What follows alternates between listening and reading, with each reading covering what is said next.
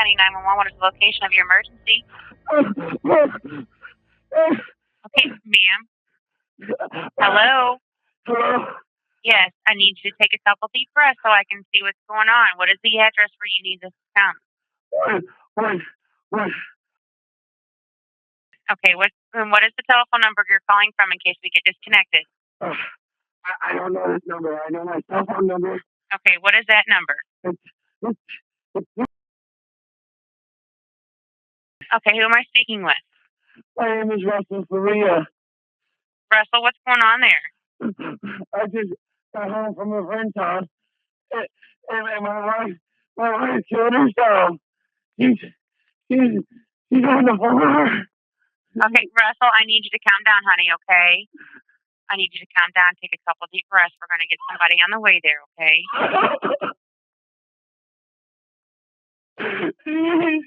What did she do? Do you know?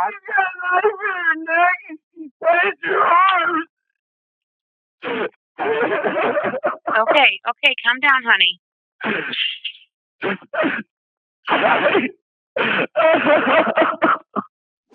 You've just listened to the distraught voice of Russell Faria, who returned home from a night out with friends. The emergency call was made during the Christmas festivities on Tuesday the 27th of December, 2011.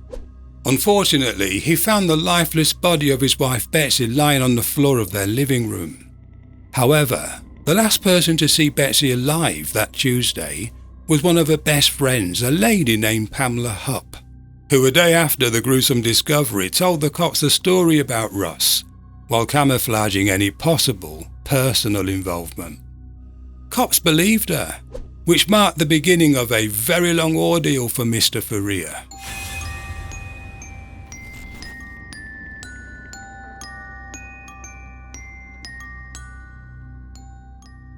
Russ, the man who made the phone call, worked from home that day until 5 p.m, after which he made his way to his friend's house, stopping off for fuel, drinks and cigarettes on the way. He eventually arrived at his friend's home around 6 p.m. It was something he did every Tuesday, where 4 or 5 of his associates would meet up to chill by playing games, or as on this occasion they watched Conan the Barbarian together and smoked marijuana. At 9 o'clock that night, Russ left his friend's place, pulling up at Arby's to grab something to eat, before driving the 20 plus miles back to his home in Troy, Missouri. A receipt in his vehicle showed he'd purchased the food at 9:09 p.m, and as soon as he entered the living room of his house, what he encountered triggered the 911 call. Although many people are aware of this case, it's still ongoing, and therefore I think it's time for a little deep dive. When Russ found his wife on the floor, initially he thought she was feeling sick, but quickly discovered blood in her hair, and a knife was embedded in her neck, plus her wrist had been cut. This shocking find immediately caused him to dial 911 at 9:40 p.m, precisely within seconds or perhaps minutes of finding her in such a mutilated state. And as you heard in the call, he told the operator his wife had killed herself. He continued to imply this. Russell, where's the knife now? I'm sorry, I didn't understand what you said, hon. It's laying right next to her? It's in her neck? Okay.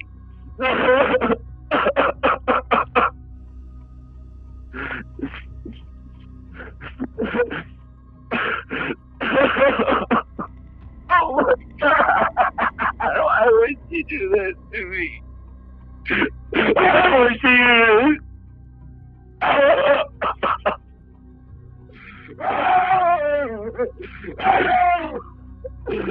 Russell, they're on the way, hon, okay? They'll be there shortly. Is there anybody else there in the house with you? No, there's nobody else here. When the first responders arrived at the scene, they doubted Russ's claim regarding his wife ending her own life, and they felt it would have been impossible for Betsy to inflict that kind of self-mutilation. They noticed coagulated and dried blood on her scalp and wrist, suggesting she'd been dead for at least an hour or more. To them, it was clear the 42-year-old had been murdered. They also uncovered a pair of slippers in Russ's closet with blood on them, raising even more suspicion. Russ at this stage was struggling to breathe, while appearing to be in panic mode. He was hysterical one moment and then he became calm, and this disposition switched from one to the other throughout his conversation with the police. At one point he was sitting in a patrol car with an officer talking normally, and even managed to laugh, and that too raised an eyebrow. As a consequence, he was taken to the station for questioning.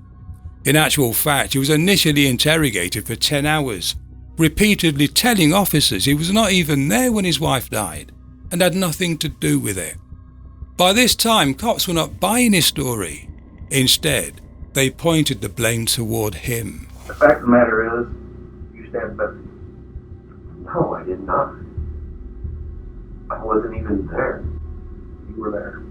No, I found her like that when I came home. I did not do this. She has no reason to be scared of me. She's never been scared of me. The fact of the matter is, it's a sloppy crime scene. There's blood on your clothes, in your residence, in your bedroom. I didn't even go to my bedroom. I was stabbed over 25 times. Oh my God. No, 25 times. They're still counting. Oh my A God. burglar doesn't do that, Russ. A stranger doesn't do that. Somebody who loves that person does that. Somebody who goes in a blind rage does that. Someone else that has any kind of motive, monetary or crime of passion. I can't tell you what I don't know. I don't know. The strongest evidence they had was the presence of Betsy's blood on Russ's slippers, but that appeared to be problematic, as it looks as if someone deliberately dipped them in the blood before placing them in the wardrobe. There was no spatter on the top of the slippers, which was weird. If Russ wore them while killing Betsy, presence of spatter would have been seen, yet it wasn't. Still, this find convinced them of his guilt, even though the real perpetrator could easily have planted them. Another issue they faced concerned the clothes he was wearing when police questioned him. He was still in the same t-shirt and jeans captured on security cameras earlier that evening when fueling his car, buying cigarettes, dog food and drinks at different stores. Not one drop of blood was identified on them. He also had 4 solid alibis. Nonetheless, the following day he underwent a polygraph test to determine whether he was being truthful. Polygraph tests in reality are useless. They don't really reveal any information regarding deception, and I often wonder why they're used. According to customary procedure, it's improper to administer a polygraph to anyone who's sleep deprived or has smoked marijuana within the last 24 hours. The officers were aware Mr. Faria had been awake for over 30 hours and had admitted to smoking marijuana 18 hours earlier. Yet they administered the test, informing Russ he subsequently failed, before repeatedly pleading with him to confess to the murder. They did this while he was still in shock and plagued with images of his deceased wife, which were still very much on his mind.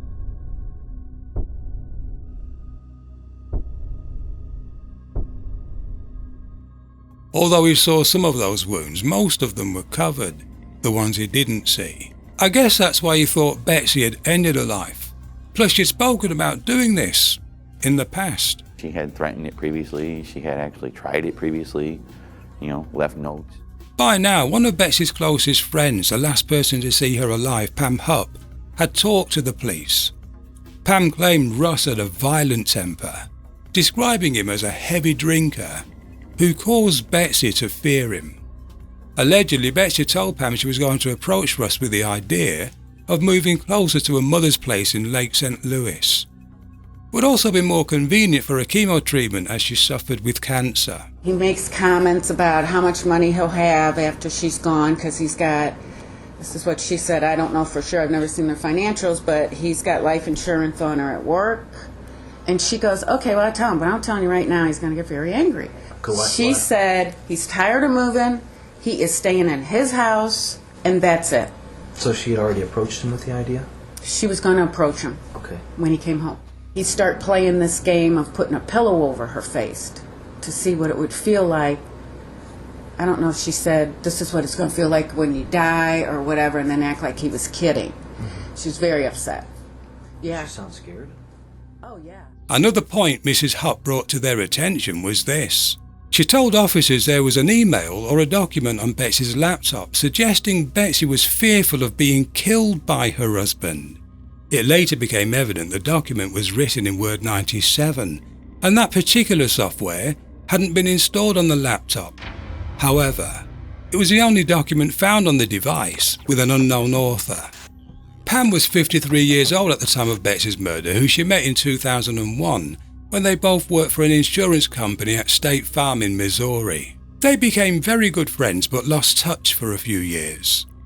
However, when Betsy was diagnosed with breast cancer in 2010, Pam made a significant return to her life, often driving her to chemotherapy appointments or anything else to provide emotional support. She became a trusted confidant and advisor to Betsy, who was worried about her daughters, especially when she learned the cancer had spread to her liver and was terminal. Her main concern was their welfare, worrying about how they'd cope financially when she was no longer around, even though her life was insured for $150,000. The concerned wife and mother felt Russ, who she married 12 years earlier, and her two daughters from a previous relationship wouldn't be capable of managing that kind of money. As a consequence, she made an extremely costly decision. Court records show on December 23rd, 4 days before the murder, Pam and Betsy went to the Wing Haven Library together. There, they had a librarian witness them signing a change of beneficiary form for Betsy's life insurance policy. The new beneficiary for that $150,000 policy, Pam Hupp. However, when the cops interviewed Pam, she spoke about the change of beneficiary, telling them Betsy wanted her to make sure the proceeds went to the girls. All the time, presenting herself as a caring type who was looking out for her best friend's interest. She goes, well, I want to change my beneficiary to you. Well, I want my kids to have it. I don't want Russ to have it. Remember, Betsy had terminal cancer and Pam would drive her to various appointments. But on the day of the murder, Betsy sent a text to Pam saying that she'd be at her mother's house in Lake St. Louis, and another friend would go with her this time to a chemo treatment. Pam turned up at the centre where the treatment was administered anyway, surprising Betsy, while pretending she'd never received the text, although phone records later revealed that she responded to it. The original plan was for Russ to pick Betsy up after he finished his game or his movie night, which was in the same neighbourhood of her mother's place. That had now changed, so Betsy let Russ know that Pam was going to take her back to Troy. In a police interview, Pam said she dropped Betsy off around 7 p.m. When talking about Russ, she went as far as saying that Betsy was planning to leave him due to his violent temper and felt guilty about leaving her all alone, knowing he was capable of doing something bad. She also talked about how creepy Betsy's house looked at the time. It was dark, yet the doors were unlocked, and she thought Russ was home early because she believed his car was on the drive. When asked if she went inside, she said no, but then she remembered popping in to turn the hall light on. Over a year later, during a deposition, another memory flashed back into her mind when she said Betsy showed her a Christmas present from Russ, and that present was actually in her bedroom. She explained that when she left, Betsy was on the couch wrapped up in a blanket, but later amended that statement.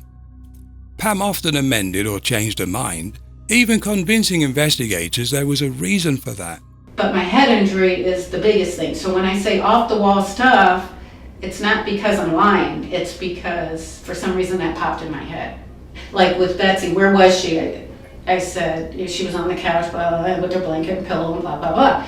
And the next time I said, oh, she's waving at me, because in my head, that's mostly how I remember her. The information Pam provided about Russ, regarding his cruelty and his greed, plus their suspicions of his 911 call amongst other things, to them, the case appeared closed as far as they could tell. So on the 4th of January 2012, a week after the event, Russ was charged with first-degree murder. The trial began in November 2013, where Pamela testified as a star witness. Joel Swartz, who represented Russ as his defense lawyer, wasn't allowed to present evidence that clearly implicated Pam as an alternate suspect, because his thinking from day one was this: he didn't kill his wife. Evidence like phone records highlighted she'd been in the vicinity of the victim's house for up to 30 minutes after the time she dropped Betsy home. The fact Pam became the beneficiary to a life insurance just 4 days previously was not to be questioned either. Instead, the judge and prosecution allowed all of the bias stacked up against Mr. Faria to proceed with no tangible evidence of support. This resulted in his conviction and sentence to life in prison plus 30 years without the possibility of parole. However, the story wasn't over yet. In 2015, Russ Faria was granted a new trial due to new evidence being revealed regarding a number of inconsistencies, including what Pam did with the life insurance money. In the 2012 trial, the prosecution ensured the jury didn't need to hear about the change of beneficiary, as they stressed there was no connection between Pam and Betsy's murder. If they permitted the defense to question Pam about that change, it would have allowed the jury to understand her motive. And $150,000 is a very big motive. The jury were furious when they learned that such a policy was hidden from them. The reason for Pam holding the proceeds of that policy was, as she explained to the cops, to make sure the money went to Betsy's 2 daughters, as Betsy trusted her. Pam immediately claimed that cash, and in June 2012 had this discussion. You now have this money and have not turned any of this money over to the family or the kids. That's correct. That's a huge problem. Betsy has told you that she wants you to hold on to this money to make sure that the family, the girls are taken care of, yet they haven't seen a dime of that money. You still have it. About 5 months after that, plus mounting pressure from Betsy's family and friends, and literally the week before the first trial, Pam placed $100,000 of the life insurance payout into a trust for Betsy's children. The other $50,000 she spent as she saw fit. Then directly after the trial, she removed the money, putting it back into her personal account.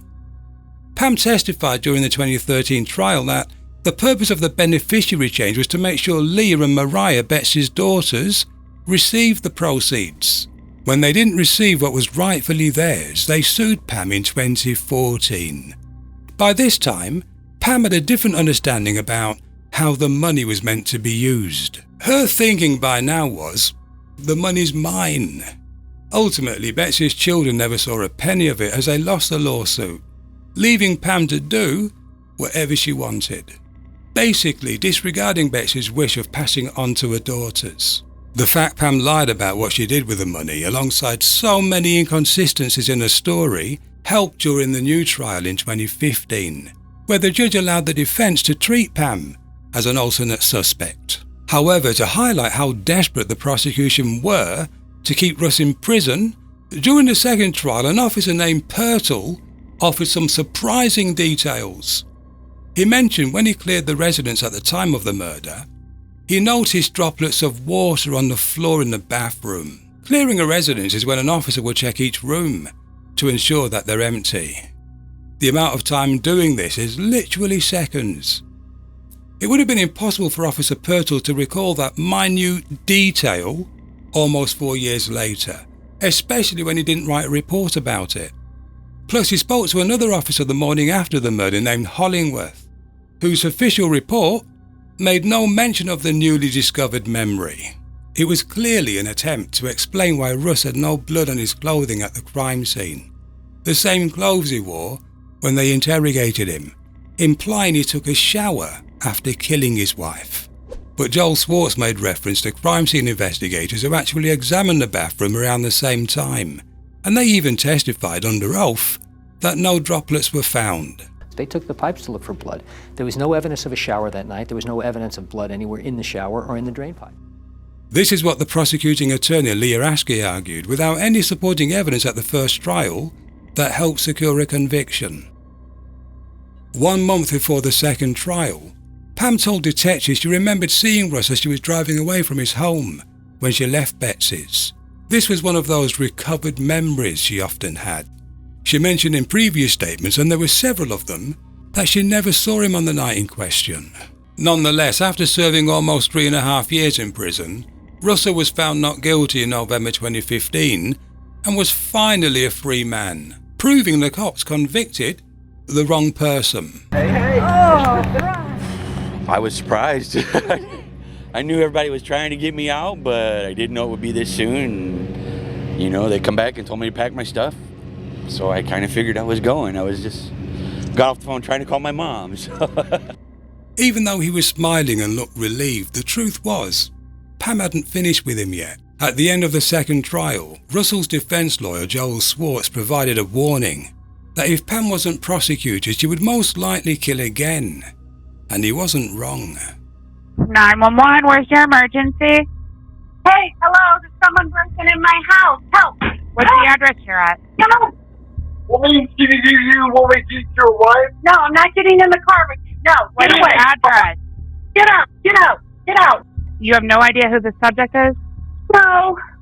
Are there any weapons in the home? Yes, there's a gun on my bed. I shot him. There's a gun on your bed? You shot him?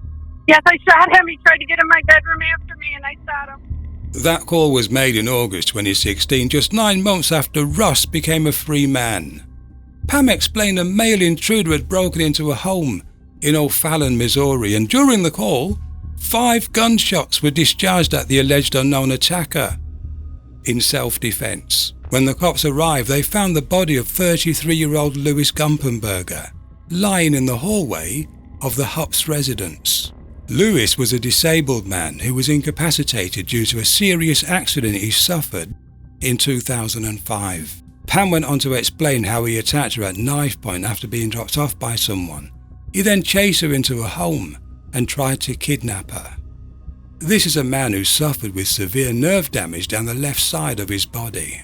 Upon checking Mr. Gumpenberger's pockets, a handwritten note was identified with chilling instructions on what he was supposed to do with Pam. It revealed his motive was to kidnap her and get Russ's money by demanding she take him to the bank, after which he'd commit the ultimate crime of killing her to collect a $10,000 payment for the job. The alleged attacker was also instructed to make it look similar to Betsy's death, leaving a knife sticking out of Pam's neck. Cops additionally found $900 in cash in Louis's pocket, with 4 of them containing sequential serial numbers to a $100 bill discovered in Pam's home, making it clear where the money came from. Plus his body was lying on a strip of carpet which was separate to the main carpet underneath it, almost as if it was there to avoid contaminating the carpet it was lying on top of. The evil woman described Russell Faria as the man who dropped Louis off just before the offence, suggesting he was the real culprit behind what had just happened. Russell was no doubt shocked when the police contacted him. There he was once again in the police station being questioned about another murder. However, this time around, a solid alibi, alongside a different set of investigators, ensured him a prompt clearance of any wrongdoing. Pam claimed Louis was a stranger as she'd never met him before. However, police quickly discovered data from a mobile phone showing she was actually right outside of his home, which was 13 miles away, 45 minutes before shooting him, not once, but 5 times. This time when she was being interviewed at the police station, she felt people in general were pointing their fingers regarding her inconsistencies over the years, before describing the driver who dropped Louis off, as well as the way Louis behaved during the attack. I just want to find out what's going on with all these people coming at me. When he started to whip around, all I saw was like a dark dome, short hair like you. Right. Short, maybe not quite as short, but it was dark. He was getting all excited and he was, I thought he was drunk or on drugs. Once detectives pieced all of this together, they concluded she was trying to concoct a twisted plan to throw all attention away from herself to make it appear as if Louis was hired by Russell to kill her. But this time her atrocious efforts were done in vain, as she was arrested on the 23rd of August. She was then interviewed in a police cell, and when left alone for a few minutes, this happened. Watch this. Hupp grabs the water bottle to hide the pen, then slides both back slowly, casually. She takes the pen behind her to hide it in her pants, then her neck again. It appears she's looking for her jugular or another vein she's about to strike with the pen. That's where she's escorted to the bathroom, where she stabs herself. There's an officer here, a female officer that's going to escort you to the bathroom, okay?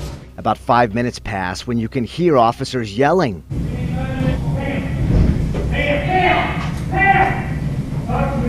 While in custody this morning, just before noon today, Pamela Hupp indicated that she needed to use the restroom. While inside, Pamela Hupp began stabbing herself on the wrist and in her neck with a ballpoint pen she had secreted on her person before entering. The police interpreted her suicide attempt as a sign of guilt.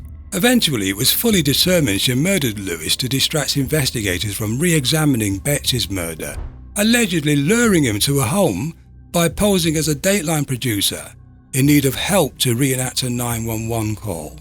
She'd already attempted on separate occasions, unsuccessfully I might add, to get others to do this while posing as a Dateline worker. The woman in this footage almost fell for it, but backed out at the last minute as she became highly suspicious. But she did contact law enforcement to report the incident. This vehicle license plate matched Pam's SUV. The woman named Carol McAfee, who later became Russell's partner, provided the footage from her own security and recognised Pam as the alleged Dateline representative. Paul Lewis, on the other hand, believed he was about to earn $1,000 for a short acting role when he was picked up. But Pam's intention was to kill him in order to frame Russell all over again. And as a consequence, she was sentenced to life without parole, entering an Alford plea. An Alford plea is an arrangement where someone admits the prosecution has enough evidence to convict them, while the individual fails to admit their guilt. Plus, a worse fear came true. Prosecutors reopened the Faria murder, in which Pamela pled not guilty in July 2021. The original investigators, as well as the prosecutor, are also being investigated. It looks like a number of bad cops plus the original prosecutor might face criminal charges in the future. With regard to Pam, some people believe she murdered her own mother back in 2013, literally just before the first trial. And toward the end of that trial, Pam claimed her mother, Shirley Newman, had died of Alzheimer's. However, her mother died after falling from a third-story balcony at the senior living complex where she resided. Frightfully, when an autopsy was conducted, it revealed Shirley had 8 times a normal dose of Ambien in her system. Yet the coroner ruled her death as accidental. Fortunately, after what Pam did to Louis Gumpenberger, the medical examiner changed Newman's cause of death from accidental to undetermined. The last person to see Shirley alive was her daughter, Pamela Hupp, the beneficiary of her life insurance. In 2016, Ross sued the prosecutor and 3 other officers who ignored all of the evidence in the original trial that could have proven he was innocent. The original judge was suspended in 2017 for misconduct in an unrelated case, and the prosecutor was voted out of office in 2018 due to the way she handled Russell's first trial. In March 2020, Russell's civil case was settled, and he received over $2 million in damages. Personally, I find it horrifying how the prosecution wholeheartedly stuck with their gut reaction that the husband did it, as opposed to investigating other avenues, especially when it became known his whereabouts on the night of Betsy's murder was fully accounted for. They recovered video surveillance and receipts of Russ purchasing things on the way to his friend's house, including the Arby's receipt on his return. They spoke in length to his 4 alibi witnesses, who all told them of Mr. Faria's whereabouts. Nonetheless, the prosecution made sure the jury were fed information to discount the 4 alibi witnesses. It's not like the witnesses were criminals or told completely different accounts. They all consistently and independently made it clear Russ was with them from 6 through till 9 p.m. Yet the prosecution, the jury, and even Betsy's own family didn't believe them. In actual fact, they were vilified by the prosecution, who suggested they all played a role in some kind of murder conspiracy. A conspiracy filled with make-believe imagination that was thoroughly lacking in factual support. This is yet another frightening case that serves as a reminder on how fragile freedom is, and how easily law enforcement and prosecutors can put an innocent person in prison for life. Pam was able to manipulate these so-called seasoned officers and use crazy methods to help turn Russ's daughters and Betsy's family against him, tearing those relationships apart in the process. Sometimes it makes me wonder whether we can trust the authorities, because some of them, very, very sadly, can behave just like criminals. The fact of the matter is, you stabbed Betsy. No, I did not. I wasn't even there. You were there. No, I found her like that when I came home. I did not do this. Hopefully the ones who made Russ their target from the beginning, just like we saw in that video, will get their comeuppance for the way that they treated him. In the meantime, since 2019, the true killer, Pam, has been sitting in the Chillicothe Correctional Prison, serving her life sentence for murdering Louis Gumpenberger. Then, in 2021, Lincoln County Prosecutor Mike Wood charged Hupp with the first-degree murder of Betsy Faria. With regard to Betsy's murder, the prosecutor pursued the death penalty due to the nature of the crime. This was followed by several years of legal proceedings, including issues surrounding scheduling conflicts and logistical changes. However, recently in April 2026, Pam agreed to waive her right for a jury trial in exchange for the state of Missouri to no longer seek the death penalty. Defense teams generally prefer jury trials because it requires the prosecution to achieve a unanimous verdict of 12 people, making it easier to create reasonable doubt. But just in case it didn't work out, Pam waived her right to that, opting instead for a bench trial to ensure that she avoided being put to death. This major agreement has pushed the trial right back even further, to the point that it won't take place until sometime in 2028, meaning that this twisted case is still ongoing, with the outcome yet to be determined.